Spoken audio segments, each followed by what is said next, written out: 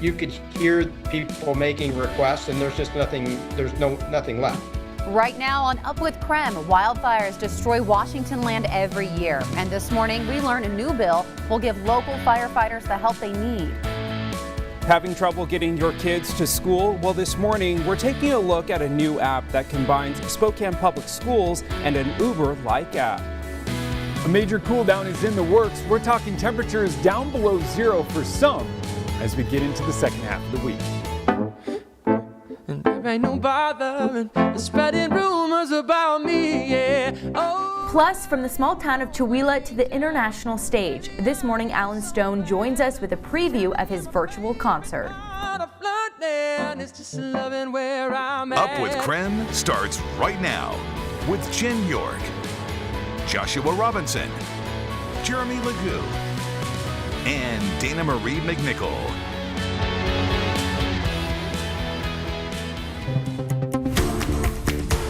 It's the guy you're talking of, one of those weird announcer jinxes. Here's Brady's pass. It's Gronkowski back again. The biggest tandem for touchdowns now in postseason. Well, Tom Brady is now the first NFL player to win 7 Super Bowls. He also won his 5th Super Bowl MVP. The Buccaneers beat the Chiefs 31-9 last night. It is the 2nd title for the Bucs, and they are also the first team to win a Super Bowl in their home stadium. Pretty exciting. Wow, that part's kind of cool. Yeah, seriously, we love the Super Bowl, but for morning, we are morning folks, right? But it is okay. This day, should it be a holiday? I put up a poll on my Twitter. Let us know, the long-standing debate, should the Monday after be a holiday? I don't know. Do you know how much money we lose as a just economy from people calling in sick? It's in the tens of millions of dollars. Yeah. So weigh in on that poll. We'll have a lot more coming up this morning on Up with KREM. And if you're joining us for the first time, we want to say thank you for starting your day with us. We'll make it worth your time. Yeah, this morning, airmen stationed at Fairchild Air Force Base are officially Guardians. They're joining the U.S. Space Force. And Dana Marie McNichol is showing us a science project that is behind the scenes and the science that is perfect for your workspace if you're working from home. And coming up in our next half hour, I'm talking about SPS approving a rideshare program for SPS students. Parents, I want to hear from you. Text me at 509-448-2000 and tell us if you would use this Uber-like service to get your kids to school. And you don't want to miss what we have coming up in just a few minutes. Singer Alan Stone will be giving us a sneak peek at his Valentine's Day special. Yeah, if you haven't looked at your calendar, you have less than a week for Valentine's Day, men, to get that scheduled. Oh, no. Jeremy, no. I'm not pointing fingers at anyone. Jeremy's like, I gotta go. Oh my. He's sweating now. Yeah, holy cow. Did somebody turn up the heat in here? You Oh have wow, a moving. few days Okay. left. Let's do weather. Oh. All right. Man, maybe I need to call in sick, not because of too much Super Bowl, but because of a lack of planning. Hopefully you've done a little bit of planning early on this morning, but if you haven't, well, let me help you get started. Bundle up. Temperatures are cool this morning. We're hanging out in the 20s across much of the inland Northwest. A chilly 21 in Sandpoint, about 23 in Coeur d'Alene, and 27 here in Spokane, 28 down in Pullman, 26 over in Moscow. So it's slightly colder than where we were this time yesterday. For some of you, about 5 to 10 degrees colder than where we were 24 hours ago. In Spokane, we're seeing those temps get a little bit closer to where we were yesterday. But throughout the next few days, I'm going to keep showing you that map because each and every day, I promise it's going to be interesting. As we take a look at the radar, you can see a few scattered snow showers. Those will taper off the next few hours, but what we're really watching is what's coming in from the north, and that is a big old push of cold air coming in from Canada, and it's going to work its way down, and that Arctic air mass is dropping our temps, so enjoy this.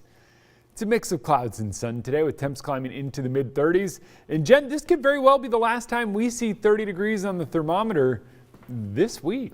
I was going to say fingers crossed, but I don't think it really gets warmer from here on out. No, it does not. Tomorrow we might barely hit 30, but by the time we get to Wednesday, Thursday, teens for our highs. Ooh, okay, Jeremy, thank you. Winter not quite over just yet. Coming up now on 6:04, well, this morning legislators are calling upon Washington Governor Jay Inslee to prioritize teachers for the COVID-19 vaccine. Right now, only seniors and healthcare workers qualify to get the shot. Originally, some teachers would have been eligible this month, but after some tweaks, teachers are now eligible this summer. Basically saying, oh, sure, we'll allow all school employees to get access under Phase B2, but we're going to push that out a number of months, and it's basically going to have the same result anyway. Now, some lawmakers are pushing to move to vaccinate teachers next. They say it is possible if the entire state advances to the next phase of the rollout, or by just allowing teachers to be added to the current tier of the vaccine rollout. It is worth noting as well, both Oregon and Idaho are already vaccinating their teachers. Well, tomorrow, new vaccine appointments are set to open at the Spokane Arena. This is at the mass vaccination site. They are set to go live again tomorrow at 5 p.m. Patients can book those appointments online or over the phone. Now, at last check, more than 6,000 people received the vaccine at the mass vaccination site. And there are several other places to get the vaccine, both in eastern Washington and North Idaho. For more information on that, you can text vaccine to 509-448-2000. Well, a miraculous story of survival caught on camera. This morning, we're getting a look at an avalanche which happened this weekend in Utah.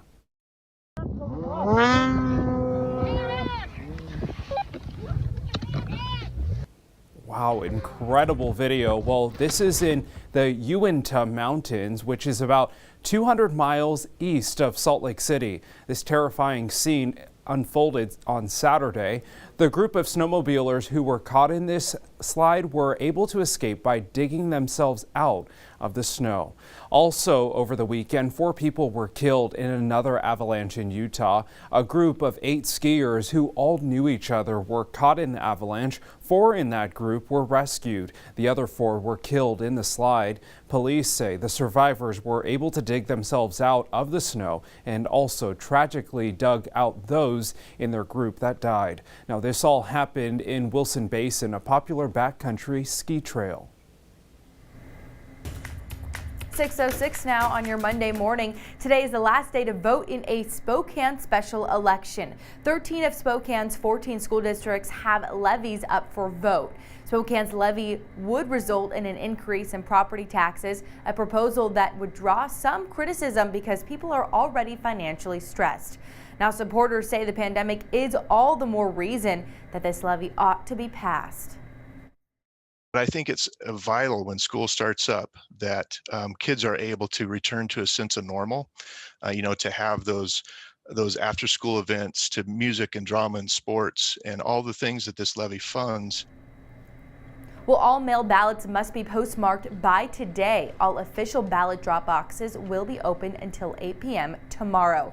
And you must register or update your information or your vote in person by 8 p.m. tomorrow night. You can check your voter registration online at votewa.gov. 6:07 now. Well, consider this your 1-week warning until Valentine's Day. It's actually just less than 1 week away. It's coming up this Sunday. And this morning, local singer Alan Stone will be joining us here on Up with KREM. He will be talking about his upcoming Valentine's Day special. Stay tuned for that. And we are celebrating Black History Month on Up with KREM. This week, we are talking about the legacy of Karl Maxey. He made history right here in Spokane. He was the first African American to graduate from Gonzaga Law School and to practice law in Spokane. He was also the first African American teacher for the Spokane Public School District. On top of all of this, he was an NCAA boxing champ, and the list goes on. His legacy lives out today in Spokane, and this Wednesday his son is joining us live to talk about how Spokane has changed since his father's major accomplishments.